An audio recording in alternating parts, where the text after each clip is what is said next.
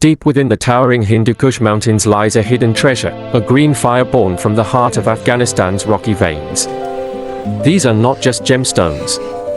They are legends etched in stone. Today, we journey inside Afghanistan's Emerald Mines, where danger, history, and beauty collide. This is Inside Afghanistan's Emerald Mines, Beauty Born from Mountains. Don't forget to subscribe. The story of Afghanistan's emeralds begins in one of the most rugged and beautiful landscapes on Earth, the Panjshir Valley. Nestled deep within the Hindu Kush Mountains, this region is not just geographically isolated, it's geologically extraordinary. Over millions of years, intense geological activity fused elements like beryllium, chromium, and iron beneath immense pressure and heat, giving birth to emeralds of remarkable beauty. But the world didn't always know about them. The first documented discovery of emeralds in Afghanistan came in 1931, when a Soviet geological expedition ventured into the Panjshir Valley. The mission, led by Professor Nikolai Kudryavtsev, was part of a broader effort by the Soviet Union to survey mineral resources in Central Asia. Their aim was strategic, to assess the potential wealth hidden in Afghanistan's untapped mountains. While mapping metamorphic rock formations in the region, the team encountered striking green crystals embedded in talc chlorite schists, a geological formation known to host emeralds. What they found was more than just green-colored rock. Chemical analysis revealed that these were true emeralds, the green variety of beryl colored by chromium and iron. The crystals exhibited a rich bluish-green hue and formed in tight, vein-like pockets within the hard metamorphic host rock. For the Soviet scientists, this was a thrilling confirmation. Emeralds, previously known to occur primarily in Colombia, Zambia, and parts of Pakistan, were also present in the harsh terrain of northern Afghanistan. But there's more to the story. While 1931 marks the first scientific recording of emeralds in Afghanistan, local knowledge of these green gems likely predates this by centuries, possibly even thousands of years. Oral traditions and ancient trade routes suggest that emeralds may have been quietly mined and traded by local tribes for generations. It's believed that traders along the Silk Road may have come across Panjshir emeralds long before they had a formal name for them. However, without scientific tools or formal mining practices, these early discoveries remained undocumented and localized. Emeralds were simply seen as beautiful green stones, sometimes given as dowries, passed down in families, or sold in small quantities in local bazaars. Some were mistakenly classified as green tourmaline or other less valuable minerals due to lack of gemological knowledge. The Soviet discovery in 1931 changed that. It brought academic and international attention to the region. Still, due to the remoteness of Panjshir and the political landscape of Afghanistan, commercial mining was slow to develop.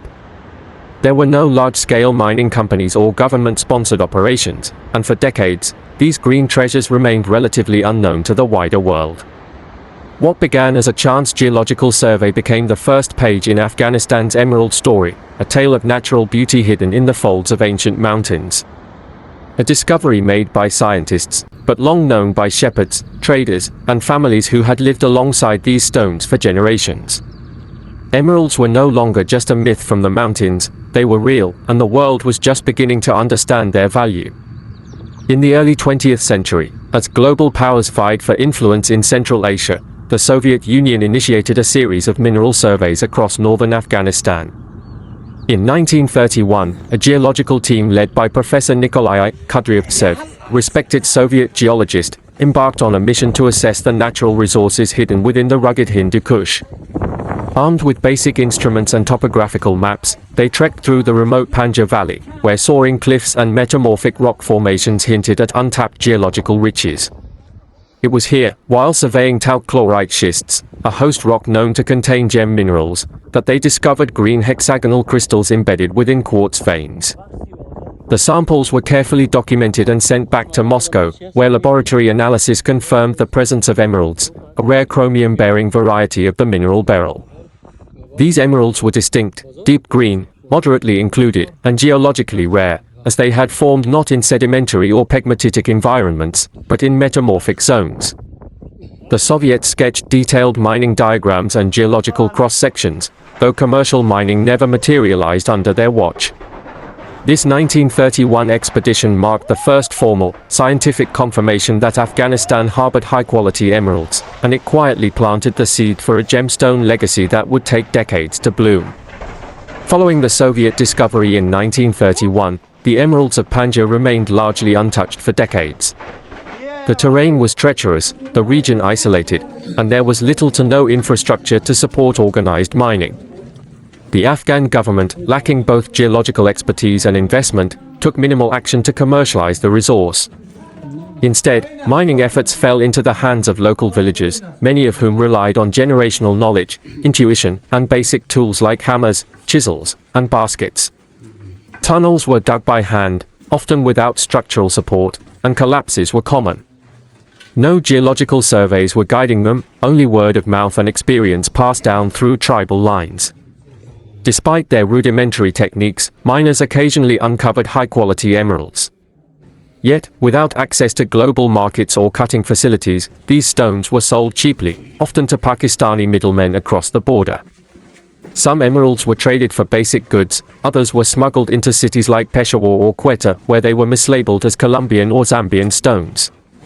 This period, from the 1940s to the early 1970s, was a time of hidden potential. Afghanistan's emeralds were quietly leaving the mountains, but the world still didn't know their true origin. The Panjshir Valley, rich with treasure, remained a secret waiting to be revealed. High above the valley floor, clinging to steep cliff faces, Afghan miners labor with little more than iron rods, hammers, and chisels, just as their fathers and grandfathers did.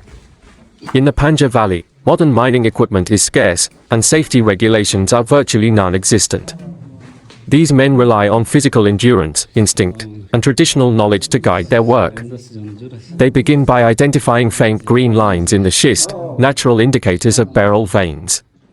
From there, miners carve narrow tunnels, sometimes no wider than a man's shoulders, inching forward through rock and dust. Makeshift wooden beams hold up the unstable shafts, while oil lamps and flashlights provide the only illumination. Most emeralds here are trapped within quartz veins surrounded by talc chlorite schist. Extracting them requires finesse, too much force can shatter the gem, reducing its value. So miners use blunt chisels to chip slowly around the crystal, hoping to loosen it whole. It's a painstaking, high-risk job. Falls, rock slides, and suffocation are daily dangers. Yet, despite the odds, these miners persist, driven by the hope that one lucky strike, one perfect emerald, could feed their families for months or even years. In this world, a single stone can change everything. When the Soviet Union invaded Afghanistan in 1979, the nation was thrust into a brutal, decade-long conflict that reshaped its landscape, politics, and even its gemstones. The Panjshir Valley, long isolated, became a key stronghold for the Mujahideen resistance fighters, led by the legendary commander Ahmed Shah Massoud. It was here that emeralds took on a new role, not just as treasures of the earth, but as weapons of war. As international aid flowed into Pakistan to support the anti-Soviet resistance, the emerald trade emerged as a parallel economy. Miners, often aligned with Mujahideen factions, intensified extraction using traditional tools. These emeralds were then smuggled into Pakistan, where middlemen in cities like Peshawar and Rawalpindi purchased them in bulk, no questions asked. The profits were often reinvested in weapons, food, and medical supplies. Some dealers, knowingly or not, were funding the resistance with every stone sold. Because there were no export records, Afghan emeralds entered the global market anonymously, often mislabeled as Colombian or Brazilian stones. In effect, the emeralds of Panjshir became a financial lifeline, their vibrant green beauty masking the harsh realities of war. It was during this time that the world unknowingly wore jewels born from the crucible of conflict. Amid the craggy peaks and smoke-filled valleys of 1980s Afghanistan, a silent economy flourished, powered not by oil or gold, but by emeralds. As Soviet tanks rolled into the countryside and villages turned to rubble, the Panjshir Valley remained a crucial stronghold of resistance. Fighters of the Mujahideen, led by commanders like Ahmed Shah Massoud, relied not only on foreign aid but on the sale of emeralds extracted from the mountains they defended. Emerald mining intensified, even as war raged. With modern equipment unavailable, miners braved collapsing shafts and air raids, digging by hand to reach the veins of green beryl hidden within schist rock. Once extracted, these stones were handed off to smugglers who used treacherous mountain passes to move them into Pakistan, often through the Khyber Pass. In Peshawar's gem markets, Afghan emeralds were sold to international buyers, dealers from Bangkok, Geneva, and New York, sometimes for pennies on the dollar. Without a certification system, they were frequently mislabeled as Colombian or Zambian stones. Yet their clarity and bluish-green depth quietly built a reputation. Unwittingly, global jewelers were funding a guerrilla war, each emerald sale helping to finance weapons, radios, and survival. These were not just gemstones, they were the currency of resistance. It wasn't until the 1980s and 1990s that Panjshir emeralds gained serious recognition internationally. Dealers in Peshawar, Bangkok, and New York began taking notice of the deep, bluish-green hue of Afghan emeralds, often with fewer inclusions than their Colombian counterparts. By 2001, gemologists and international buyers recognized Panjshir as one of the top emerald-producing regions in the world. During an interview, one GIA expert said, "The clarity and saturation of Panjshir emeralds are phenomenal. In the right conditions, they can compete with, or even surpass, Colombian stones." Afghan emeralds formed millions of years ago through a unique geological recipe, where chromium-rich ultramafic rocks met beryllium-bearing pegmatites under intense pressure. This fusion, deep beneath the Hindu Kush, created some of the most chemically pure and vividly colored emeralds on Earth. Their deep green color, laced with bluish undertones, comes from the chromium and iron content found in these mountains. In the heart of the Panjshir Valley, emerald mining in the 21st century remains a raw, physical endeavor, more medieval than modern. While the rest of the world may rely on mechanized drills, blasting techniques, and GPS mapping, Afghanistan's emerald miners continue to use the tools and traditions passed down through generations. The process begins high in the cliffs, where miners search for visual indicators in the rock. Unlike Colombian emeralds, which form in sedimentary rocks, Afghan emeralds are found within metamorphic schists, especially talc chlorite schist. Here, emerald-bearing quartz veins run like delicate green threads through the mountainside. Spotting these veins requires a trained eye, often guided by experience rather than instruments. Once a vein is identified, miners create narrow adits or horizontal tunnels, usually less than a meter wide. Using pickaxes, hammers, chisels, and shovels, they chip away at the rock manually. There's no electricity in most locations, so the light comes from kerosene lamps, candles, or battery-powered headlamps. These hand-dug shafts are both rudimentary and perilous. Wooden beams, hacked from nearby trees, serve as makeshift supports. Cave-ins are a constant threat, especially during the rainy season when the ground becomes unstable. There are no elevators or carts. Miners often crawl into the mountain with nothing but sacks, carrying ore on their backs to the surface. Despite the risk, this method has a critical advantage: precision. Afghan miners know that emeralds are fragile. Too much force or vibration can fracture the stones, drastically reducing their value. So, unlike in large-scale operations where dynamite and drills are common, Afghan miners rely on delicate, controlled extraction. This gentle touch helps preserve the crystal's integrity and size, key factors in the gem's final market price. Once emeralds are extracted, they are sorted and cleaned, usually on site. Miners and local traders separate stones into categories based on color, clarity, carat weight, and crystal structure. The best specimens are vivid green with a bluish undertone, medium to high transparency, and few inclusions. These can fetch thousands of dollars per carat in international markets. From here, the emeralds take two main routes. In some cases, local cooperatives or registered traders work through official channels, exporting stones through Kabul. But much of the trade still moves through informal networks, crossing into Pakistan through smuggling routes that have existed since the Soviet era. In Pakistan, emeralds may be cut, polished, and sold in markets like Peshawar, Lahore, or Karachi, often re-entering the global gem market with ambiguous origins. From there, they reach Bangkok, Jaipur, Dubai, and eventually, jewelry counters in New York, Geneva, and Hong Kong. Sadly, because Afghanistan lacks a formal gemstone certification system, most Afghan emeralds are misattributed in the global market. Only in recent years have gemological institutes begun tracing their true origin through inclusion analysis and advanced spectroscopy. And so, from raw stone chipped by hand in a Panjshir tunnel to a polished gem gleaming on a luxury ring, the journey is long, and often unseen. But each emerald carries with it not just the weight of the mountain, but the story of resilience, skill, and enduring hope.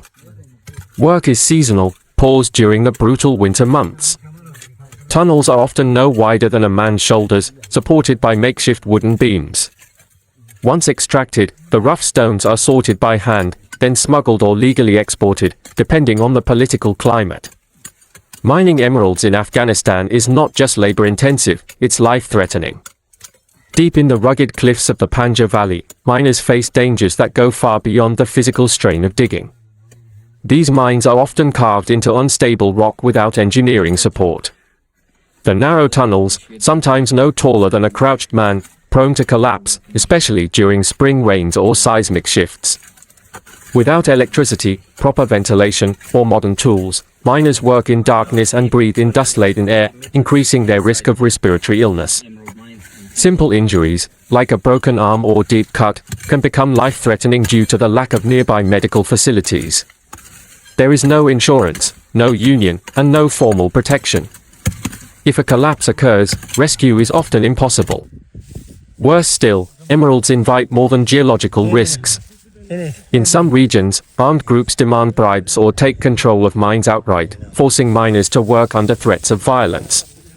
Theft, disputes, and even fatal conflicts have been reported near high-yield tunnels. Despite these conditions, thousands return to the mines daily, driven by poverty and the slim hope of striking it rich. In Panjshir, one emerald can feed a family for months, or cost a miner his life. It's a gamble of survival and stone. Emeralds in Afghanistan are more than just mineral wealth, they are woven into the very identity of the people, especially in the Panjshir Valley, where emerald mining is both a livelihood and a legacy. These green gemstones, pulled from ancient rock, have come to symbolize resilience, self-reliance, and pride in the face of adversity. For many Afghan families, especially in the northern provinces, emerald mining is a multi-generational tradition.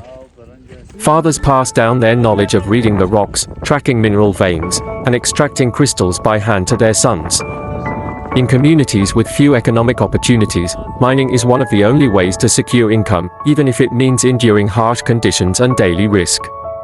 But emeralds also carry cultural weight. In Afghan tradition, green is considered a sacred color, often associated with paradise in Islamic belief. Emeralds are frequently incorporated into tribal jewelry, used in wedding dowries, or given as heirlooms passed through generations.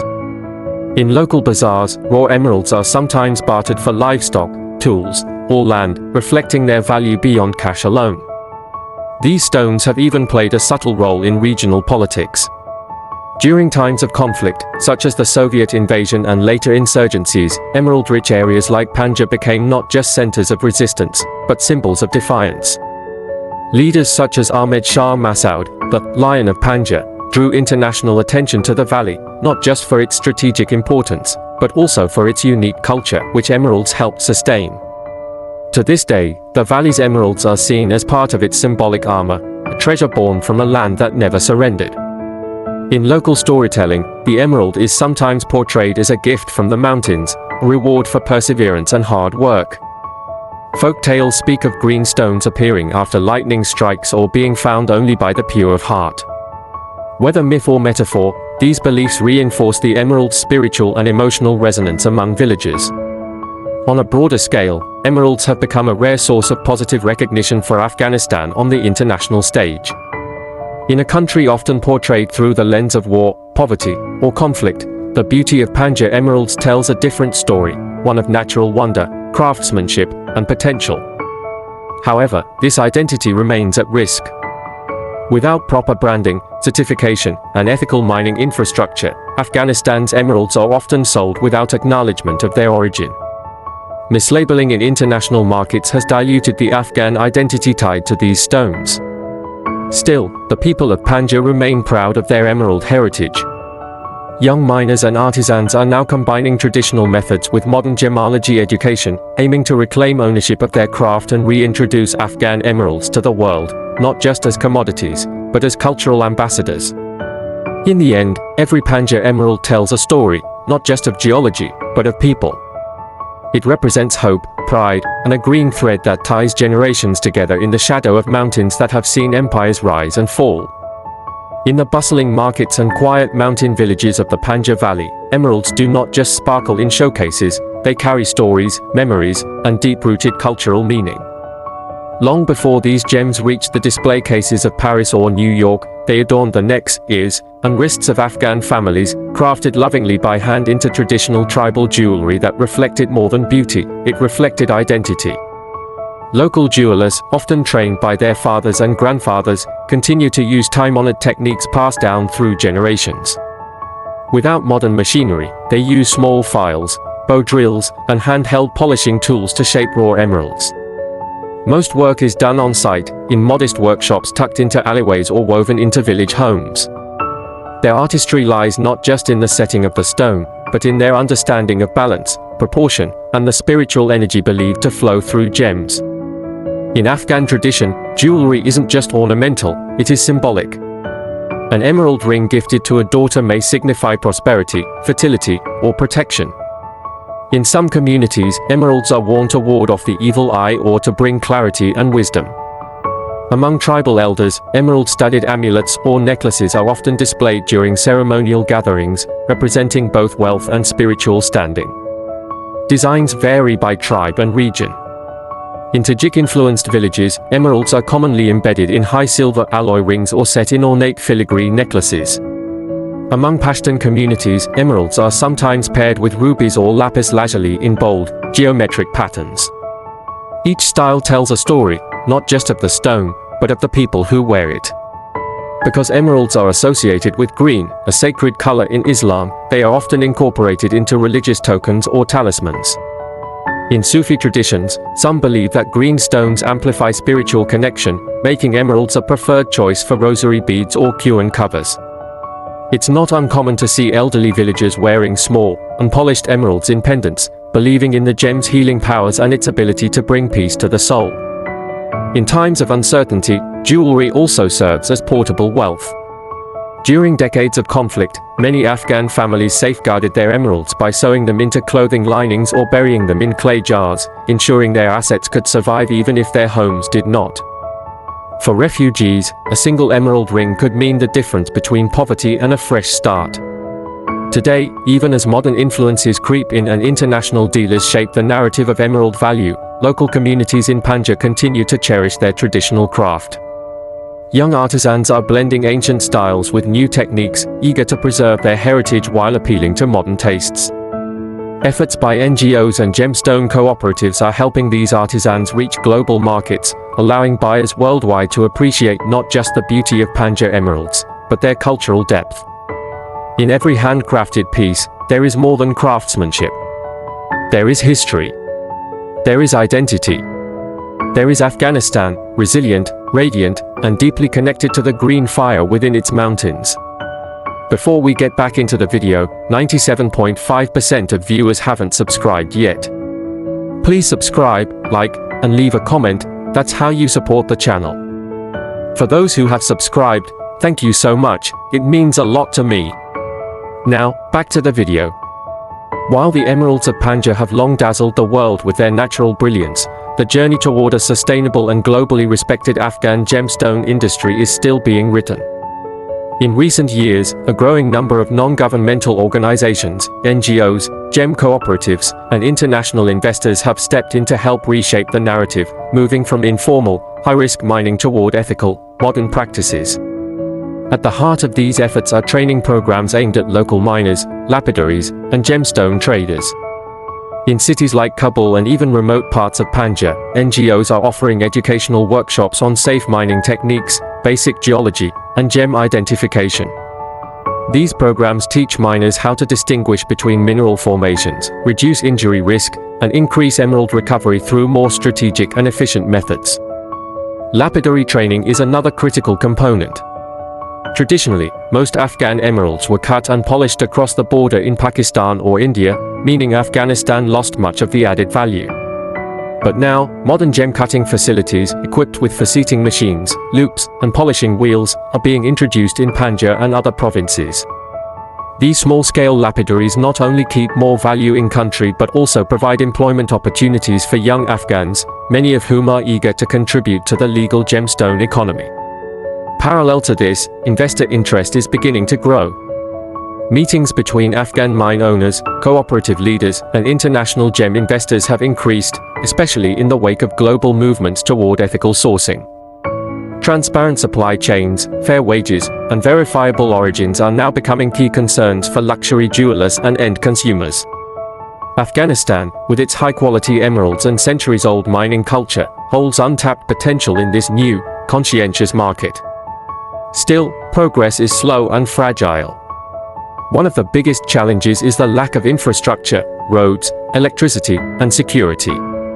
Transporting gems from high mountain mines to city markets can take days and involves multiple checkpoints, each posing potential risks from corrupt officials or armed groups. Another major issue is certification. Without a national gemological authority, most Afghan emeralds are sold without grading or country of origin documentation, limiting their ability to command premium prices abroad. To address this, some NGOs are working with international gem labs to introduce portable testing equipment in Panjshir, allowing for on-site analysis of color, clarity, and inclusions. There's also a growing movement to establish fair trade and traceability standards, ensuring that Afghan emeralds entering global markets are mined responsibly and benefit the local communities. Pilot programs are now experimenting with blockchain tracking systems, tagging rough emeralds with QR codes that trace their journey from mine to market. For the first time in decades, there's a real opportunity to transform the emerald trade from an underground economy into a legitimate national asset. If these efforts succeed, emeralds could become more than a symbol of resilience. They could be the foundation of economic empowerment, peace-building, and cultural pride for a new generation of Afghans. The green light glimmering from Panjshir's stones may soon illuminate a brighter future. One Afghan miner said when interviewed, "If we had peace and machines, we could give the world the most beautiful emeralds." In the global gem industry, few places possess the mystique, the quality, and the resilience of the Panjshir Valley. Afghan emeralds are now recognized among the finest in the world, boasting a deep bluish-green hue, exceptional clarity, and a geological signature unique to their metamorphic origin. But Panjshir matters for more than just its stones. These emeralds represent a rare intersection of beauty and meaning, where geology meets geopolitics, and culture meets commerce. Each emerald pulled from the valley is not just a gem, but a piece of Afghanistan's identity, shaped by centuries of tradition and decades of struggle. As international buyers increasingly demand ethically sourced gemstones, Panjshir offers both challenge and opportunity. With proper investment, certification systems, and fair trade practices, Afghanistan could evolve into a key player in the high-value global gemstone market, providing income, infrastructure, and dignity to thousands of Afghan families. But more than economics, Panjshir's emeralds symbolize hope, a green flame glowing in a landscape too often defined by conflict. They are proof that, even in the harshest environments, something beautiful can take root, survive, and shine. From royal collections to museum showcases, the emeralds of Panjshir are Afghanistan's gift to the world, natural wonders born from mountains, carried by the spirit of its people. Thank you for exploring Afghanistan's emerald mines with us. If you found this story as captivating as we did, don't forget to like, subscribe, and share to help uncover more hidden gemstone stories from around the world. Subscribe for more videos like this.